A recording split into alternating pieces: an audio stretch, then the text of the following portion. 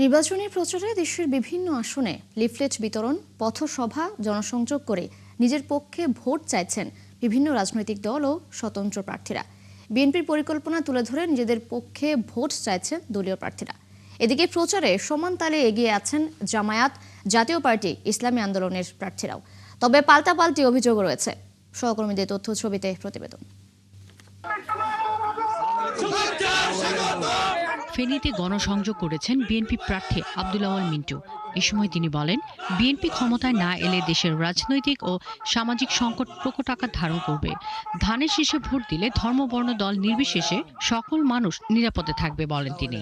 এই বিভিন্ন মুসলমানদের যে মারামারি করি, আমাদের মুসলমানদের অবস্থা খুব খারাপ করে দিচ্ছে। শিয়া বাটার ও ভিটামিন সমৃদ্ধ লিলি বিউটি সোপ, তারুণ্যময় উজ্জ্বল ত্বকের জন্য। রিমার্ক, এই মুহূর্তে যদি বাংলাদেশকে এই অবস্থা থেকে সমৃদ্ধির পথে আমরা নিতে চাই, আমাদের একমাত্র বিকল্প হলো বিএনপি। নওগাঁ ৩ আসনে গোবরচাপা উচ্চ বিদ্যালয় মাঠে ৮টি ইউনিয়নের ভোটারদের নিয়ে সমাবেশ করেছেন বিএনপি মনোনীত প্রার্থী ফজলে হুদা বাবুল।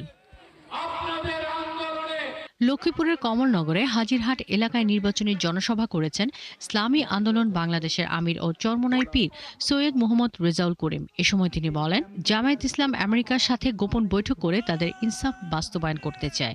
তাদের প্রতিহত করতে হাত পাখার পক্ষে ভোট চান তিনি। গোপনে আমেরিকার সাথে বসে ইনসাফ বাস্তবায়ন করবে, গোপনে ভারতের সাথে বসে ইনসাফ বাস্তবায়ন করবে।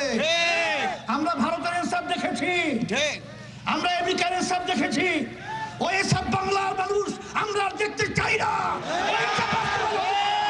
মেহেরপুরে গাংনী কাঁচা বাজারে বাউলদের নিয়ে নির্বাচনী সমাবেশ করেছেন মেহেরপুর ২ আসনের বিএনপি প্রার্থী আমজাদ হোসেন। এ সময় তিনি বলেন, যারা সাংস্কৃতিক কর্মকাণ্ডের সাথে জড়িত তারা সমাজে ঘৃণিত নয়। অধিকার রক্ষায় ন্যায় নিষ্ঠার পথে থেকে প্রতিবাদ করার আহ্বান জানান তিনি। মুখ খুলতে হবে, প্রতিবাদ করতে হবে, সৎ ন্যায় পথে থেকে আমাদের অধিকার প্রতিষ্ঠিত করার জন্য। এদিকে গাজীপুর ২ আসনে ১১ দলীয় জোটের প্রার্থী অ্যাডভোকেট আলী নাসের খানের নির্বাচনী প্রচারণায় বাধা ও এনসিপি প্রার্থীকে হত্যা চেষ্টার অভিযোগ তুলে সংবাদ সম্মেলন অনুষ্ঠিত হয়েছে। এ নিয়ে গাজীপুর জেলা প্রশাসন ও রিটার্নিং কর্মকর্তার কাছে লিখিত অভিযোগপত্র জমা দেওয়া হয়েছে। আমাদের হত্যা চেষ্টার মধ্য দিয়ে এটি প্রমাণ হয়। শাকিলা শম্পা, ৭১।